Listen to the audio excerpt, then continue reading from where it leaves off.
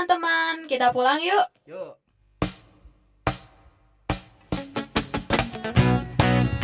Siapa yang percaya kalau Tuhan adalah Raja dalam kehidupan kita? Amin. Untuk itu jangan pernah ragu akan Dia, karena Dia akan menuntun jalan kita. Amin. Tak pernah ku ragu akan kesetiaanmu. Kau pegang hidupku sepenuh jiwaku. Ku yakin dan percaya Kau tuntun langkahku. Yesus, Kaulah Raja dalam hidupku, berkuasa berjaya untuk selamanya. Hanya Kau Tuhan, sumber kekuatan, kuasa-Mu tercurah bagiku senantiasa. Denganmu Tuhan, ku kan berjalan dari kemuliaan sampai kemuliaan selamanya.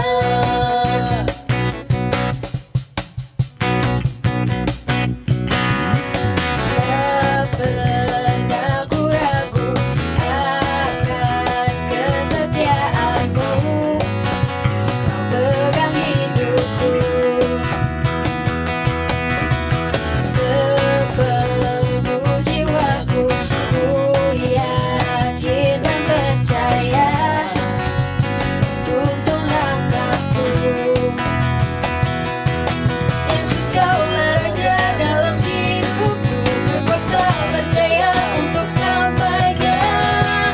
Hanya Kau Tuhan, sumber kekuatan, kuasa-Mu tercurah bagiku senantiasa. Denganmu Tuhan, ku kan berjalan dari kemuliaan sampai kemuliaan selamanya.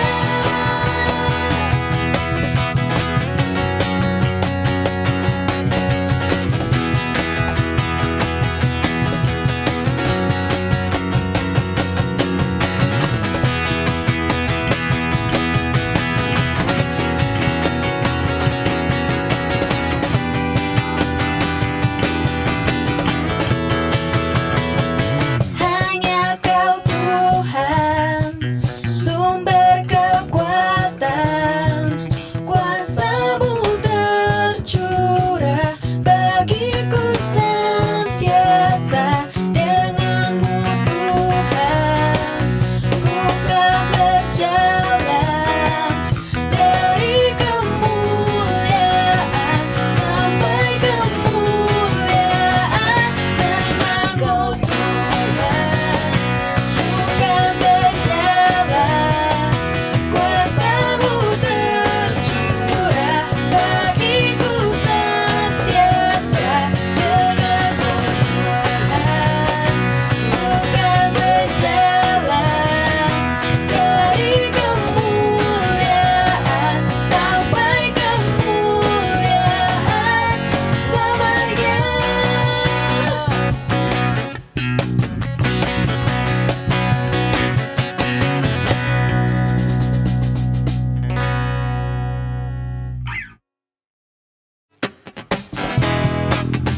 Masih siap memuji Tuhan hari ini? Amin.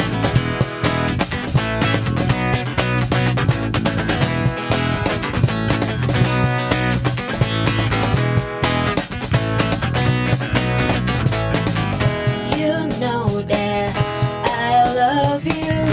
You know that I need you. Know it so much more than I have before. These words are from my heart. These words are not made up. I will live for you. I am devoted to you. King of majesty, I have one desire. desire just to be with you, my Lord, just to be with you, my Lord. Jesus, you are Savior of my soul, and forever and ever I give my praises to you. Jesus, you are Savior of my soul, and forever and ever I give my praises to you.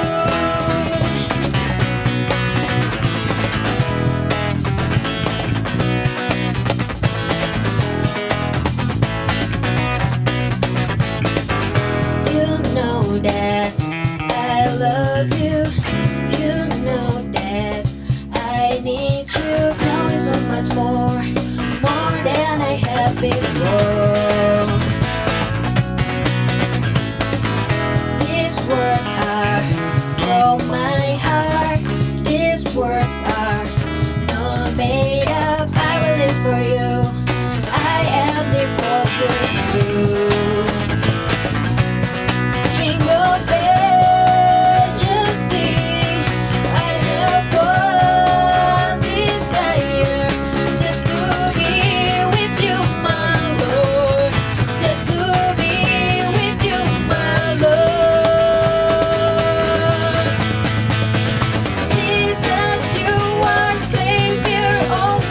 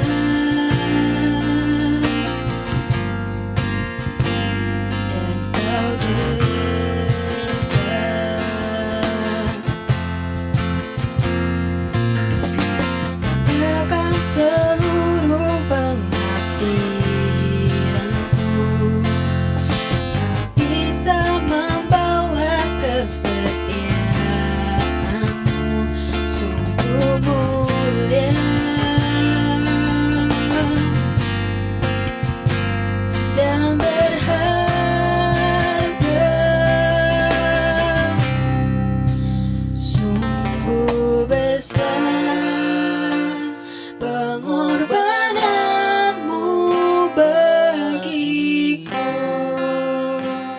terlalu dalam untuk dimengerti, sungguh besar,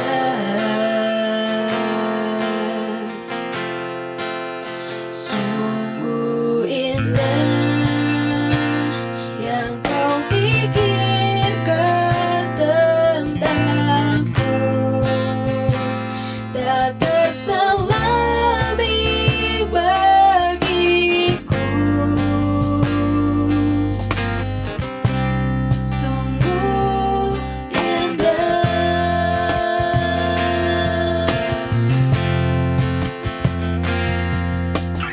Kemanakah aku dapat pergi, menjauhi rohmu yang suci, sahabat,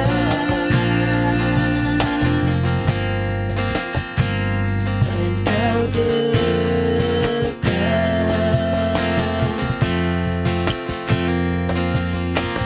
bahkan seluruh pengabdianku tak bisa membalas kesetiaanmu, sungguh mulia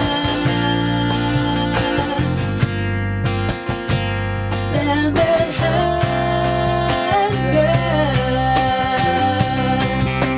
sungguh besar pengorbananmu bagiku, terlalu dalam untuk dimengerti,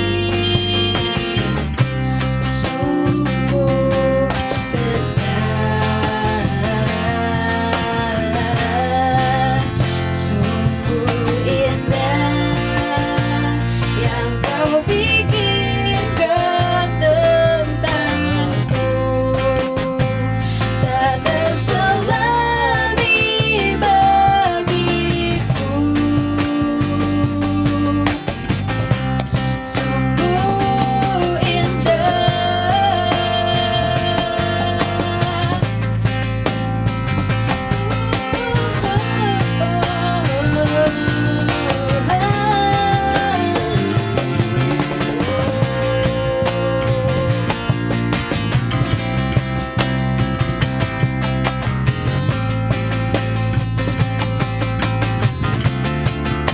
sungguh besar pengorbananmu bagiku, terlalu dalam untuk dimengerti, sungguh besar, sungguh indah yang kau pikirkan tentangku, tak terselami bagiku, sungguh indah, sungguh indah, sungguh indah.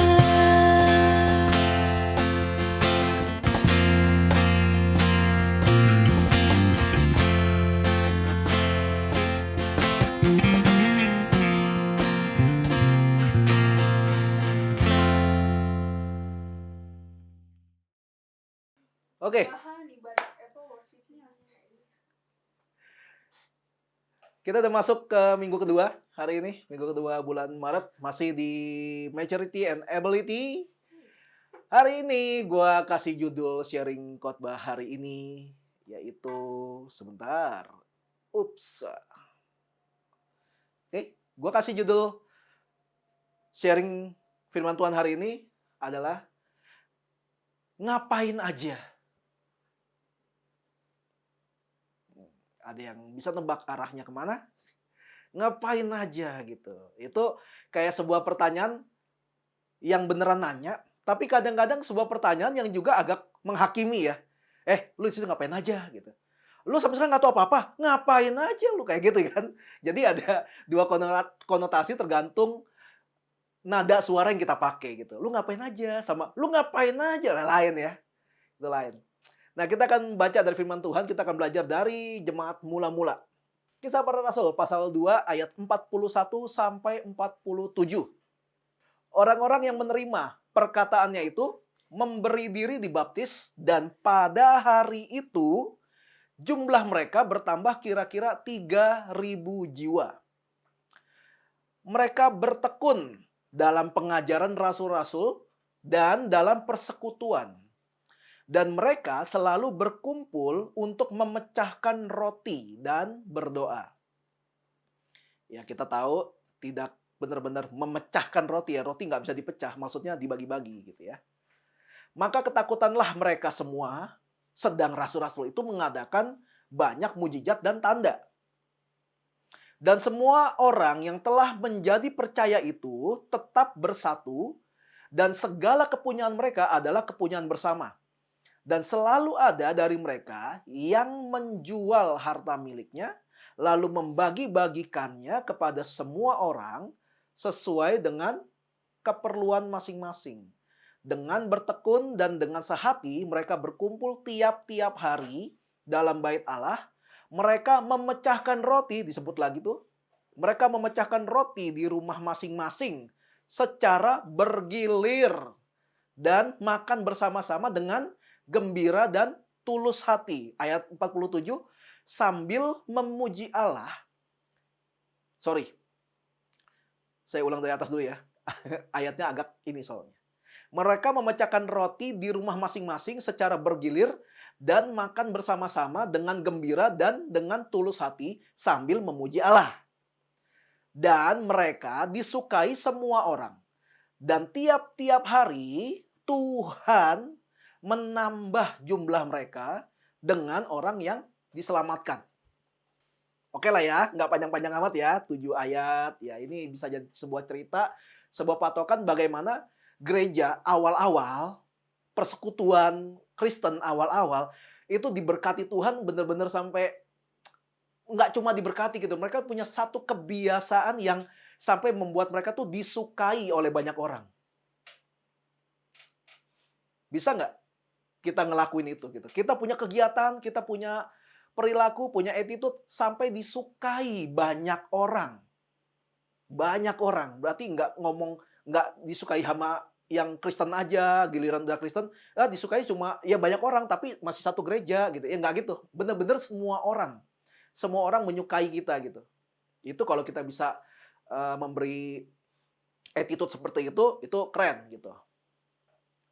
Nah, awal tahun 2000 buat gua adalah tahun penuh perdebatan gereja-gereja. Lah gimana enggak gitu. Yang aliran Injili ngedebat orang karismatik, yang karismatik ngedebat orang Injili. Bolak-balik terus di awal-awal tahun 2000. Nah, gua yang waktu itu katakanlah baru lahir baru gitu, lagi semangat-semangatnya gua bakal bantu gereja manapun yang memang butuh bantuan gua, karena gua waktu itu punya kelebihan di musik. Jadi lumayan nih, ada gereja-gereja yang suka minta gue bantu play. Nggak, it's okay. Gereja manapun, mau karismatik juga kah, mau Injili juga kah, gue bantu. Gitu. Waktu itu. Tapi yang lucu, ada satu kondisi di mana ketika mereka, orang Injili tahu gue orang karismatik, langsung ditanyain dengan pertanyaan yang kayak, yang menurut gue tuh nggak usah ditanyain kali, gitu. Tapi di sisi lain nanti orang karismatik nanya pertanyaan ke gue tentang gereja Injili. Gitu. Jadi ya saling nembak gitu loh, saling ngedebat gitu. Ya bahasa kasarnya saling ngejelekin. Yang Injili ngedebat orang karismatik tuh tentang bahasa roh gitu. Kayak itu mah orang karismatik bohong itu, nggak mungkin lah bahasa roh, orang nggak ada yang ngerti. Lagian juga Alkitab kan bilang kalau mau pakai bahasa roh itu harus ada yang menafsirkan. Mereka suka ngomong kayak gitu tuh. Di Alkitab memang ditulis sih. Terus Didebat lagi kalau pelayanan kok terima PK, persembahan kasih gitu, kalau main musik segala macam kok terima PK, kan apa namanya, masa melayani Tuhan, minta-minta PK kayak gitu. Atau gereja kok musiknya nge-rock gitu, nggak kudus tuh, nggak kusuk, kayak gitu. Orang Injili selalu ngedebat orang karismatik kayak gitu. Nah, di sisi lain orang karismatik ngedebat orang Injili. Bilangnya, "Ah, gereja Injili mah kaku, masa kayak gitu ibadah aja, mari semua berdiri gitu. Kita nyanyikan pujian dari buku lagu halaman 109 gitu.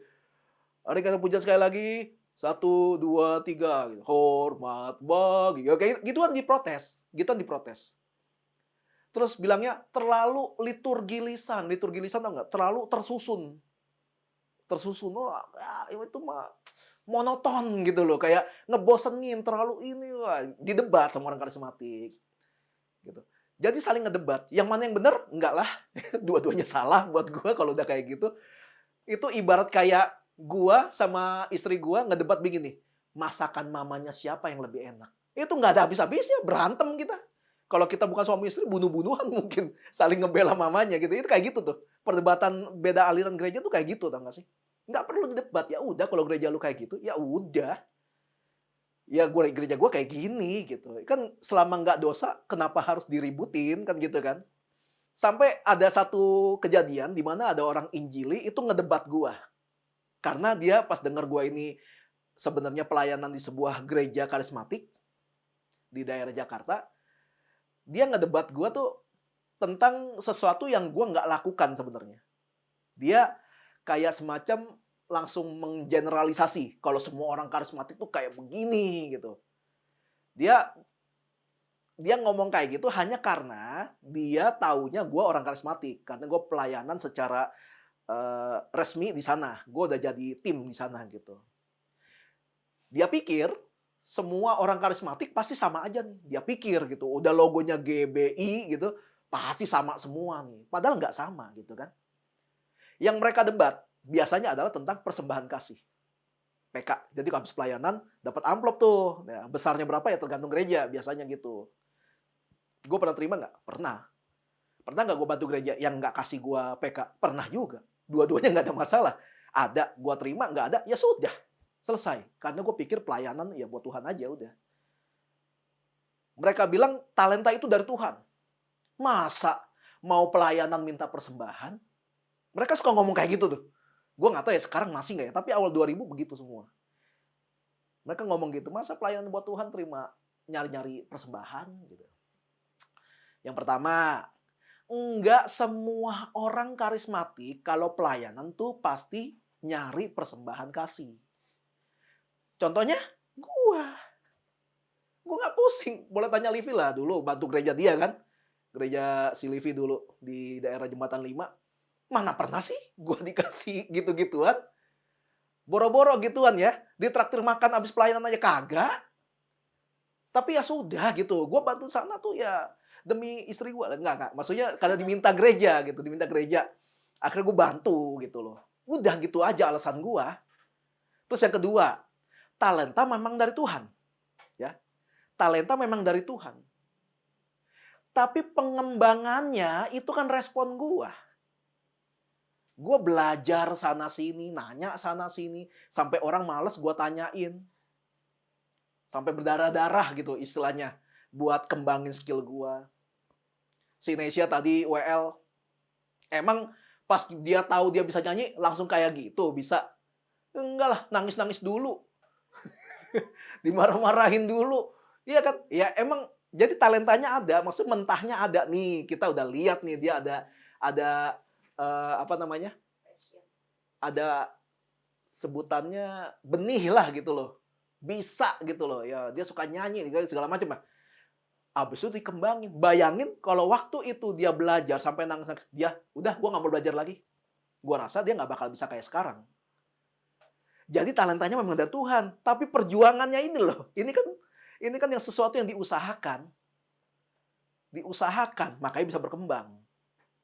Terus yang ketiga, ini buat gereja-gereja yang suka ngeprotes pelayanan kok minta persembahan ya. Yang ketiga adalah bilang aja lo kere, nggak ada budget. Ya udah gitu loh. Nggak usah pakai dalih talenta itu dari Tuhan. Wong Alkitab aja bilang semua orang yang bekerja di ladang Tuhan layak menerima upah. Ya sudah. Kalau mau ngadu-ngaduan pakai Alkitab, gitu loh. Ya ngapain didebat gitu kan? Nggak ada budget, ya sudah. Kalau lu ketemu orang yang maunya dikasih persembahan, percaya sama gua, lu cari yang lain, pasti ada yang mau membantu dengan tulus. Dan skillnya bagus. Contohnya, gua. Lah, puji diri sendiri.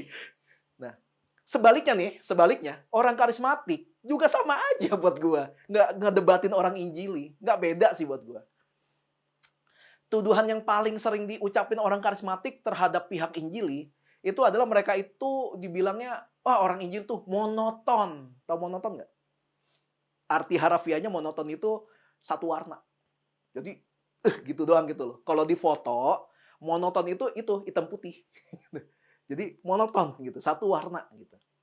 Terus bilang ibadahnya terlalu rutinitas. Makanya ada banyak gereja karismatik kalau doa sebelum pelayanan nih suka ada kalimat ini kalau kalian pernah dengar. Tuhan, kami berdoa hari ini supaya ibadah kami, pelayanan kami tidak menjadi sesuatu yang rutinitas. Pernah dengar gak?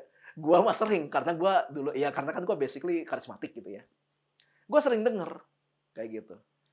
Pertama, penjelasan gua. Monoton nggak berarti jelek loh. So what kalau monoton? Orang karismatik juga kalau penyembahan, chordnya monoton. C, A minor, D minor, ke G gitu melulu chordnya. Nanti baru berubah-ubah. Monoton juga. Monoton nggak berarti jelek. Gitu. Membosankan? Tergantung yang main. Tergantung yang mengatur acara itu.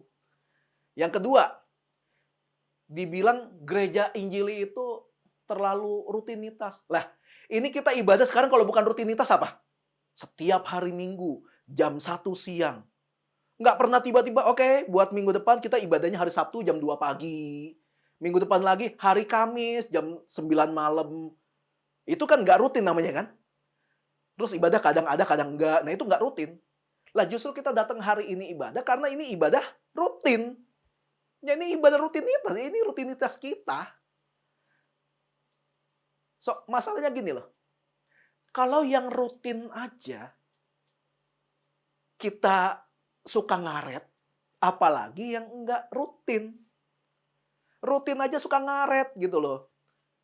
Apalagi kalau kita bikin nggak rutin, jadi silikon ntar, nggak karet lagi. Lumayan buat akuarium. Paham nggak sih? Paham ya? Maksudnya, ya ibadah kita ya rutin gitu loh. Jangan bilang kita nggak mau menjadi rutinitas. Lah kalau nggak jadi rutinitas, gimana kita mau ibadah? Tapi di sisi lain, sebenarnya ada teman-teman juga dari aliran Injili dan karismatik yang sportif. Mereka nggak rese gitu ngomongin gereja lain, ngomongin aliran lain. Nggak, ada yang kayak gitu. Jadi ini bukan soal alirannya karismatik apa Injili. Ini lebih ke orangnya gitu, ke manusianya. Gatel banget sih gitu kalau ngomongin orang lain. Kayak gitu, jadi bukan soal alirannya. Lalu bagaimana harusnya kelakuan orang yang udah percaya Yesus? Kita bisa belajar dari jemaat mula-mula. Kita lihat tadi ayat yang 41-42 bilang gini. Orang-orang yang menerima perkataannya, Petrus kan lagi khotbah tuh ceritanya. Orang-orang yang menerima perkataannya, memberi diri dibaptis, pada hari itu jumlah mereka bertambah kira-kira 3.000 jiwa. Mereka bertekun dalam pengajaran rasul-rasul, dan dalam persekutuan, dan mereka selalu berkumpul untuk memecahkan roti dan berdoa. Itu kebiasaan mereka dari ketika awal-awal dari hari Pentakosta itu, ketika Roh Kudus turun atas rasul-rasul. Coba bandingin sama sharing minggu lalu. Ketika Roh Kudus belum turun, dari 20 orang, tiba-tiba berapa hari? 100 orang gitu kan. Ketika Roh Kudus turun, tiba-tiba 3.000 orang. Itu kan dahsyat gitu kan. Maksudnya ketika anak Tuhan belum dipenuhi Roh Kudus saja, ketika dia sehati dan bertekun, Tuhan bisa menambahi jiwa-jiwa. Ini ketika Roh Kudus turun dan tetap bertekun, itu dari 100 jadi 3.000 itu kan luar biasa gitu kan. Para rasul ketika menerima Roh Kudus, mereka tuh bersuara, mengabarkan Injil, menjawab pertanyaan-pertanyaan. Dan perkataan mereka itu bisa diterima sama orang banyak. Dikatakan orang-orang yang mendengar itu memberi diri dibaptis. Memberi diri. Jadi dia bukan dipaksa gitu loh. Kamu belum baptis ya? Ayo baptis dong. Entar Tuhan Yesus datang kamu nggak naik surga loh. Ya nggak gitu. Ketika mendengar satu pengajaran yang benar, akhirnya mereka memberi diri untuk dibaptis. Jumlahnya nggak banyak. 3.000 orang. Bayangin berapa lama itu ngebaptisnya gitu. Dari yang ditanya-tanya gitu ya, kamu kenapa gini-gini ke orang tua, keluarga gimana, dari tanya gitu sampai mau baptis ya? Ya ya udah ya nyemplung. Ya selesai. Next gitu. Bolak-balik terus. Ah lama nih. Oh ya gandengan tangan semua. Rebah-rebah ya semua ya gitu. Mungkin gitu kali 3.000 kan gokil gitu lah, banyak banget. Tapi nggak selesai hanya sampai dibaptis. Disebutkan gini, mereka setelah dibaptis nih, mereka itu semua yang menerima Yesus bertekun dalam pengajaran rasul-rasul dan dalam persekutuan. Mereka tetap setia belajar. Karena setelah dibaptis nggak langsung otomatis jadi pinter. Orang bego, biar pinter dibaptis pas diangkat langsung jadi Isaac Newton gitu, jadi Albert Einstein, nggak gitu loh. Tetap ada proses, mereka mau tahu. Makanya amanat agung bilang apa? Pergi jadikanlah semua bangsa muridku, baptislah mereka, dan ajarlah mereka. Jadi setelah dibaptis, harus belajar. Kalau enggak kita dibegoin. Dulu gue ngerasa, gue kira ya, gue masih sering bikin dosa nih, gara-garanya gue belum dibaptis nih. Jadi gue berpikir dengan gue dibaptis, tiba-tiba ketika pengen bikin dosa, langsung kayak ada yang ikat gue gitu. Nggak boleh. Gue pikir begitu. Nggak juga, sama aja ternyata. Bikin dosa aja jadi gitu. Nggak ada urusan dibaptis tiba-tiba langsung ketakutan untuk bikin dosa. Nggak ada. Itu karena respon dari kita soal bikin dosa. Dibilang bertekun dalam pengajaran dan dalam persekutuan. Jadi mereka selalu setia ketika ada persekutuan, ketika ada berkumpul bersama dengan orang kudus, mereka selalu hadir. Mereka setia di situ. Kalau cuma dengar pengajaran tapi nggak pernah bersekutu, berkumpul, ngobrol, makan bareng, curhat bareng, gila bareng gitu, itu belum bersekutu. Jemaat mula-mula kayak gitu tuh. Jadi rajin hadir ke gereja aja nggak cukup. Lu rajin hadir, rajin nongol nggak cukup. Ada persekutuannya nggak? Cara taunya gimana orang ini sebenarnya menjalani proses ibadah yang sesuai dengan firman Tuhan? Ketika beribadah, gimana? Pada ngapain? Bisa dilihat gitu. Kalau kita lihat lagi ayat berikutnya bilang gini, dan mereka selalu berkumpul untuk memecahkan roti dan berdoa. Lucu nggak sih? Makan-makan dan berdoa. Jadi ada gabungan antara doa dan makan. Jadi kalau kita setiap kali selesai ibadah selalu makan-makan, itu alkitabiah. Jadi kalau habis persekutuan langsung ya dah pulang ya dah gitu. Itu nggak alkitabiah gitu. Gitu ya, setuju. Ya gitu ya kurang lebih ya. Jemaat mula-mula itu selalu berkumpul untuk makan bareng dan berdoa. Perhatian buat kalian yang tiap selesai ibadah, gue duluan ya, dah gitu. Pergi dulu ya, dah gitu. Dan ya yang kayak gitu, perhatian buat kalian. Sekali-sekali oke lah ya, mungkin ya urgent gitu ya. Tapi kalau tiap kali, berarti itu sebuah kebiasaan kan. Ini bukan soal, jadi salah ya kayak gitu. Bukan soal itu. Tapi soal lu ngapain di sini? Apa yang lagi lu bangun di sini? Dari awal sih home tujuannya untuk bangun keluarga, bukan perusahaan. Anggota perusahaan itu kan kalau ngumpul karena kewajiban. Tapi kalau anggota keluarga itu ngumpul karena kerinduan. Lain ya, satu dituntut, satu kebutuhan.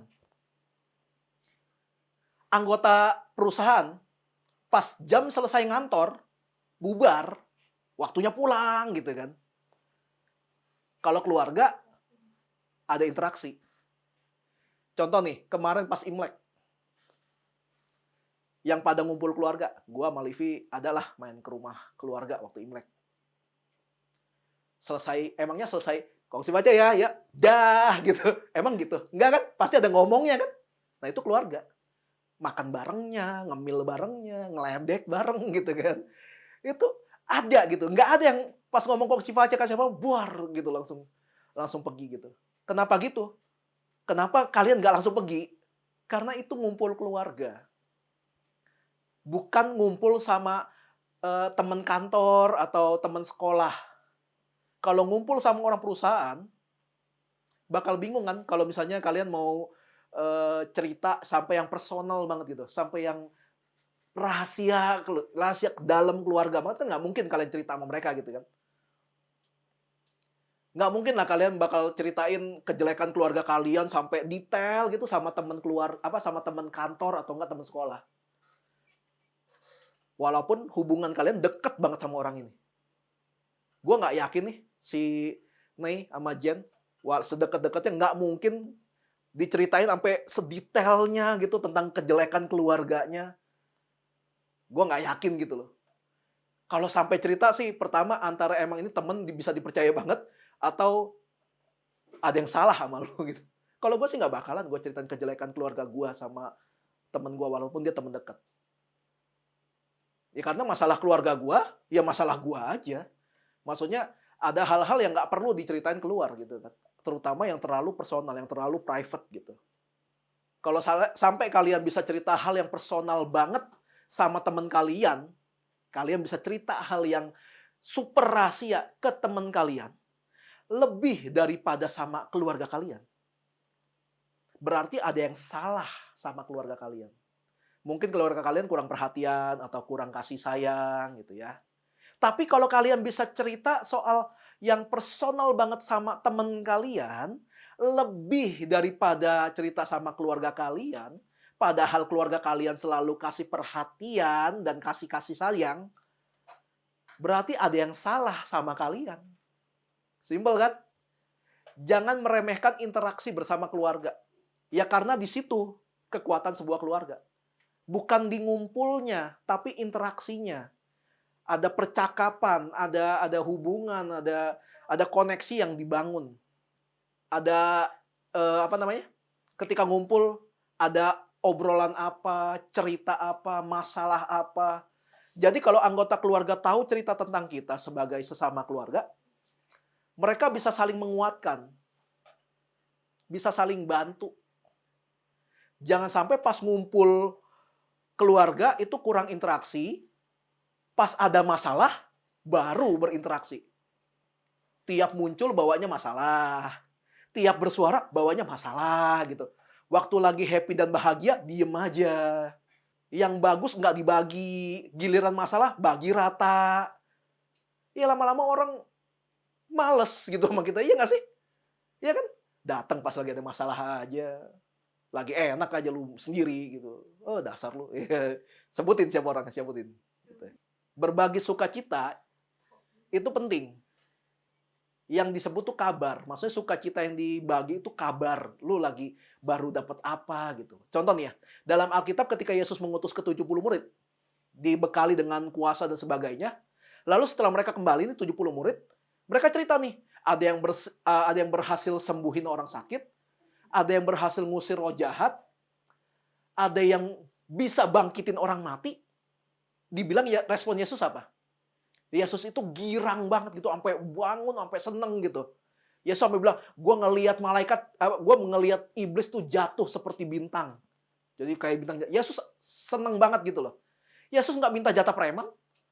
Mentang-mentang Yesus yang ngajarin caranya gitu. Oh berhasil. Ya udah sini berarti hasilnya bagi rata. Lu dapat persembahan kan tadi? Ya nggak gitu Yesus. Yesus nggak gitu. Yesus seneng dengar kabar sukacita seperti itu gitu. Itu berbagi sukacita. Berbagi sukacita. Gue kasih contoh ya di kita ya. Cindy. Cindy tuh suka ngirim foto Iora dari yang tiba-tiba Iora bisa tengkurap gitu. Terus foto Iora dengan macam-macam ekspresi, akhirnya gue jadiin stiker WhatsApp. nonton video gua khotbah si Yora. Jadi di foto si Yora lagi nonton gua lagi khotbah gitu. Jadi foto dari belakang Yora gitu. Iya, gua lihat itu ya happy gitu loh. Apalagi kalau pas kita tahu cerita awal-awalnya ketika Yora lahir itu struggle-nya kayak apa gitu. Tapi sekarang wah jadi kayak gitu ya, gua dengar kabar itu happy. Ya gua nggak menarik buah sulung dari dia gara-gara Yora lahir gitu. Kan aneh gitu. Enggak, gua cukup dengar kabar itu gua udah seneng gitu. Livi cerita kemarin, just tip-nya lumayan loh. Satu hari gue dapet, gitu. Itu gue seneng. Ya, duitnya nggak buat gue gitu, tapi gue seneng aja. Gue seneng karena dia seneng. Udah. Denger si Jen cerita keselak tulang ikat, ya gue ketawa gitu. Gue ketawa gitu, lucu aja gitu kan. Marwan cerita kalau dia lagi bokeh, apa lu? Apa maksud lu cerita lagi bokeh? Senasib kita gitu. Kayak gitu. Nah, selain berbagi sukacita, sebagai keluarga kita juga wajib berbagi beban. Beberapa minggu lalu papanya Hansel harus dioperasi kan kakinya. Ya kita support secara moral, kontak gitu, nanya update beritanya. Ya gua sih lakukan itu ya, nggak tahu yang lain tapi gua lakukan.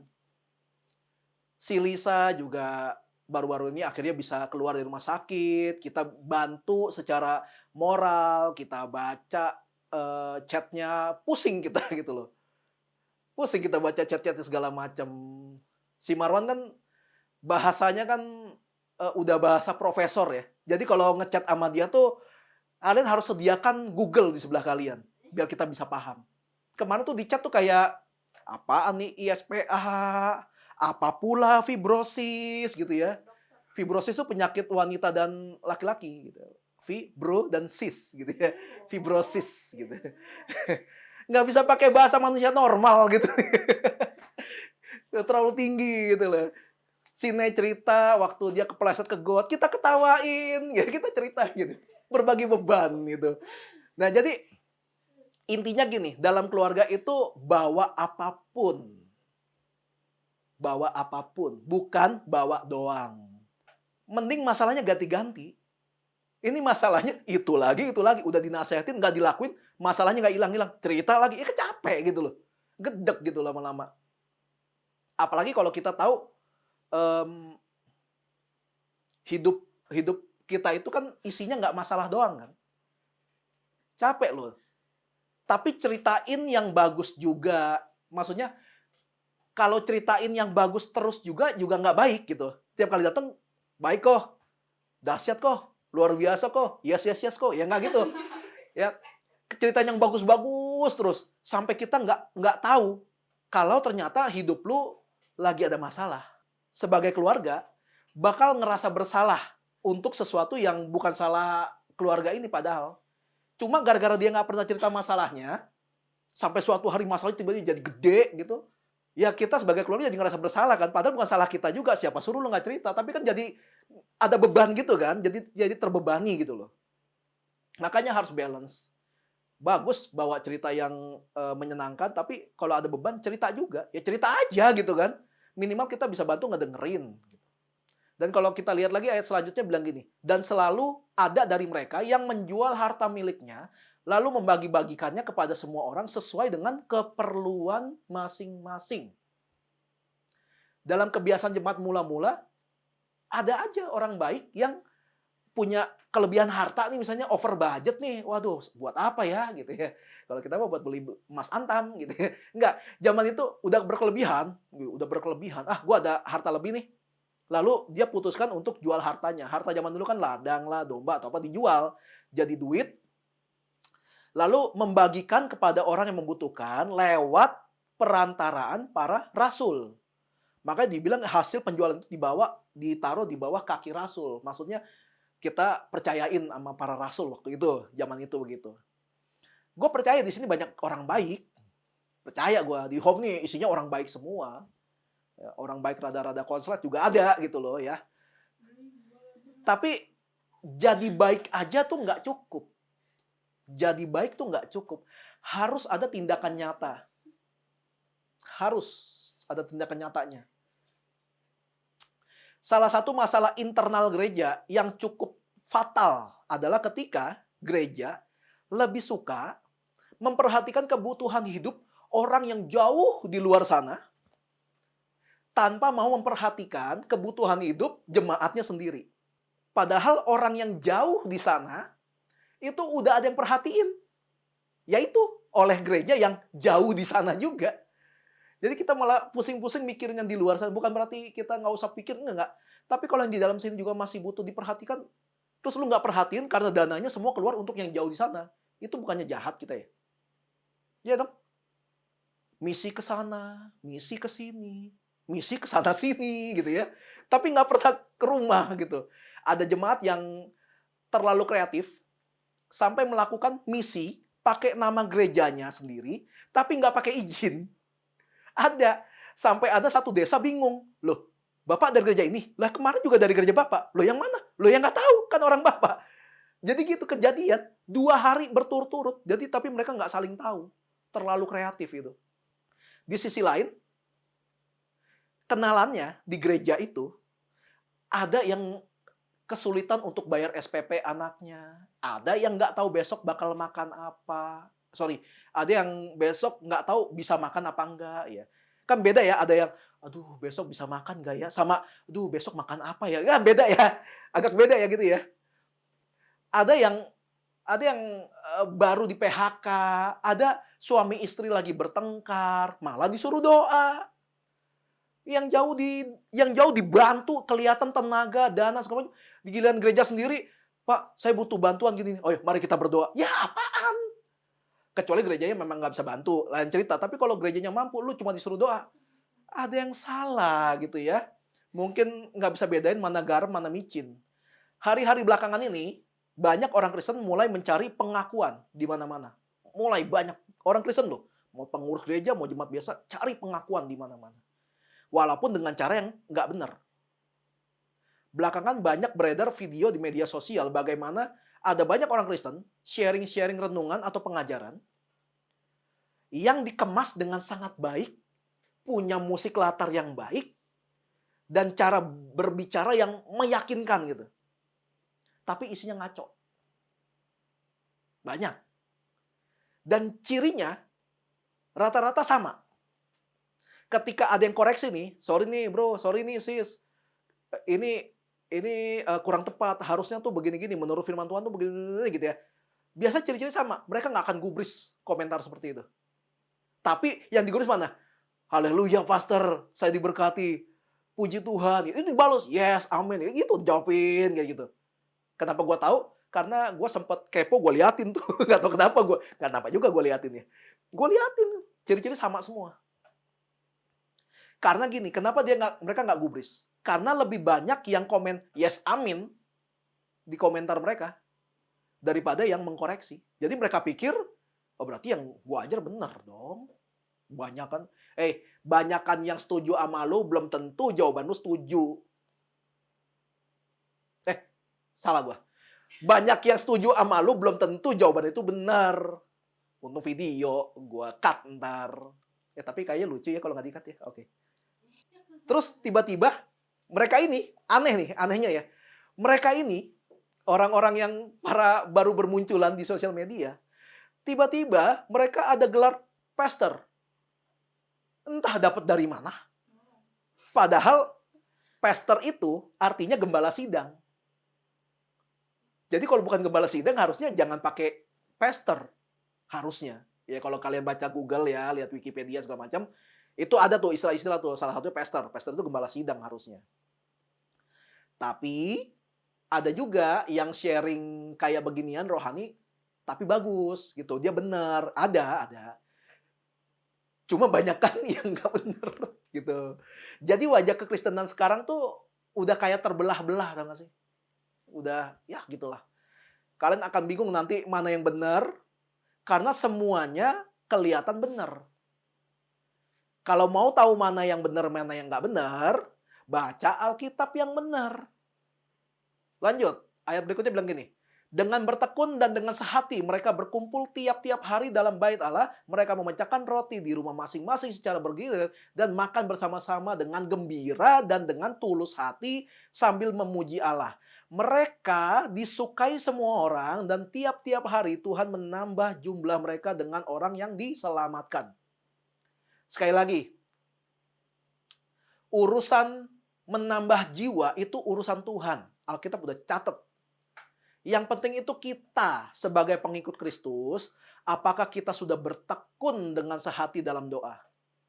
Lalu dalam persekutuan kita, apakah kita sama-sama memecahkan roti? Maksudnya makan bersama. Apakah kita sama-sama makan bersama? Secara bergilir. Ditulisnya begitu, ya kan? Ya, paham dong secara bergilir ya. Barang siapa yang bertelinga hendaklah ya mendengar ya. Udah gitu bilang apa? Makan dengan gembira dan tulus hati. Karena ada orang yang makan tapi tidak gembira. Ada yang makan dengan gembira tapi nggak tulus. Kan ada yang kayak gitu. Dibilang apa? Makan dengan gembira dan tulus hati sambil memuji Allah. Berarti dalam satu packaging dalam sebuah ibadah, persekutuan, harus ada ini semua nih. Bertekun, sehati, saling mendoakan, makan bersama, sambil dengan gembira, tulus hati, sambil memuji Allah. Ini nggak bisa dipaksain, ini masalah mentalnya gitu loh. Gara-gara jemaat mula-mula punya attitude kayak gini nih, yang disebut tadi semua. Selanjutnya dikatakan begini, mereka semua disukai semua orang. Dan karena mereka disukai semua orang, Tuhan menambah jumlah mereka dengan jumlah orang yang dipertobatkan. Dengan jumlah orang yang bertobat. Bedanya apa sih antara Tuhan yang menambah jiwa dengan kita minta orang-orang untuk bawa jiwa? Bedanya apa? Bedanya itu gini. Kalau dari Tuhan, itu pasti orang-orang yang memang mau bertobat. Tuhan utus nih. Oh, lu mau tobat? Ayo, lu kesini gitu misalnya. Tapi kalau dari manusia, ada aja yang aneh. Karena diajak gitu kan. Ada yang karena dipaksa orang tuanya. Dipaksa bosnya. Ada loh. Kamu kalau masih mau kerja sini, kamu harus gerejanya ke ini gitu. Kamu kan Kristen kan? Ya, kayak gitu. Apalagi? Ada yang karena ngincer gebetan. Ada yang nyari rekan bisnis. Dan lain-lain. Ada agenda masing-masing kalau dari manusia. Karena ngajak aja. Karena dibilangnya ngajak kan. Sedangkan Yesus bilang apa? Pergi jadikanlah semua bangsa muridku. Kita harus pergi ngajar. Maksudnya kita jadi saksi Kristus gitu. Kita kasih tahu tentang Kristus. Bukan penuh-penuhin gereja. Ya itu lain cerita kalau gereja sampai penuh karena pelayanan kita. Makanya paling tepat itu kalau jiwa-jiwa bertambah karena Tuhan yang menambahkan. Bukan kita paksakan sampai bilang, bayangin kalau kalian masing-masing nih 3 orang, minggu depan bawa 1 jiwa, bakal 6. Bayangin 1 tahun kalian setiap minggu bawa jiwa baru. Tempat ini tidak akan cukup lagi. Ya kalau segampang itu semua gereja udah penuh. Itu teori semua. Tambah lagi, yang ngomong kayak gitu bawa jiwa nggak setiap minggu? Gua nggak yakin gitu ya. Jangan salah gunakan momen dalam ibadah. Beribadah itu untuk memuji Tuhan dan menyembah Tuhan dan menerima pengajaran, untuk makan bersama dan kehidupan yang disukai banyak orang. Kenapa bisa jemaat mula-mula disukai banyak orang? Disebut ada aja orang yang membagi hartanya untuk dibagikan kepada orang yang membutuhkan. Artinya apa? Mereka nggak pelit. Lu boleh hemat. Lu boleh perhitungan. Tapi lu nggak boleh pelit. Ada yang merasa punya harta berlebih. Ya udah dibagiin ke yang membutuhkan. Mereka tidak menjadi miskin gara-gara mereka membagikan hartanya. Makanya mereka memberi dengan tulus hati. Karena mereka tahu hartanya mereka itu dipakai buat apa. Yang repot tuh ya disuruh berbagi harta, disuruh ngumpulin persembahan dan sebagainya. Tapi nggak pernah dikasih tahu dipakai buat apa itu persembahan. Mungkin ini yang bikin banyak jemaat menjalankan misi underground gitu loh. Dalam membantu. Jadi mereka punya gerakan sendiri gitu jemaat di bawah gereja. Untuk membantu orang lain. Karena mereka nggak yakin itu persembahan yang mereka kumpulin tuh masuk gereja dipakai buat apa. Akhirnya gereja jadi membingungkan dari segi fungsi. Jadi nggak jelas gitu. Jadi gereja buat apa sih? Ke gereja buat apa sih jadinya sih? Jadi nggak jelas gitu loh. Tapi ini kabar baik hari ini, buat hari ini. Ketika kita bersekutu, sama-sama memuji dan menyembah Tuhan, bertekun dalam pengajaran, memecahkan roti bersama-sama secara bergilir dan dengan tulus hati, saling berbagi,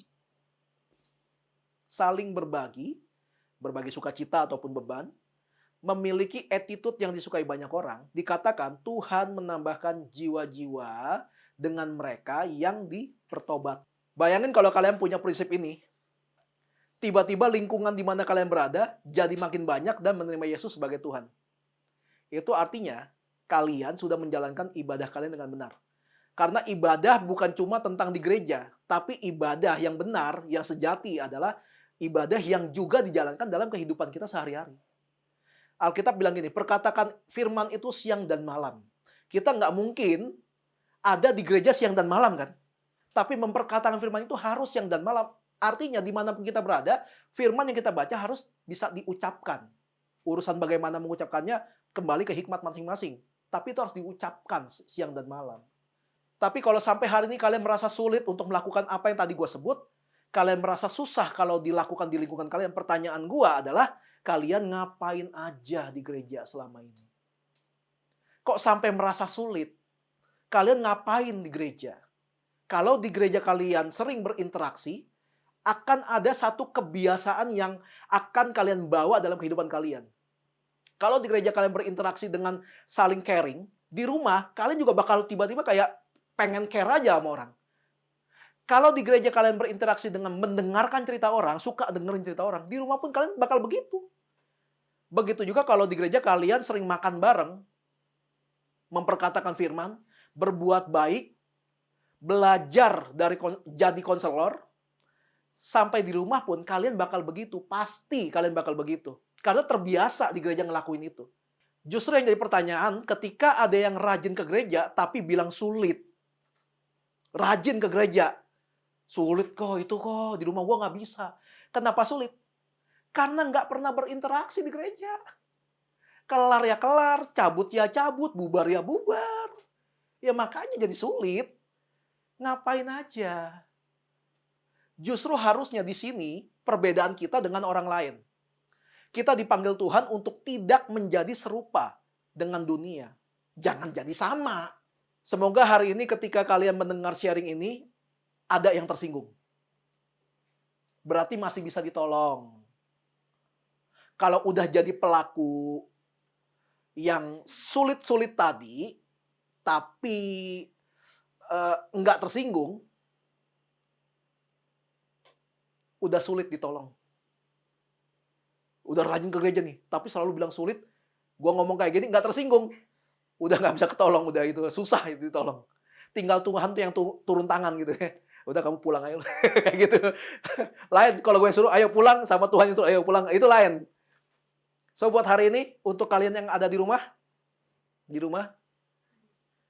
dan yang ada di ruangan ini, hari ini mau ngapain?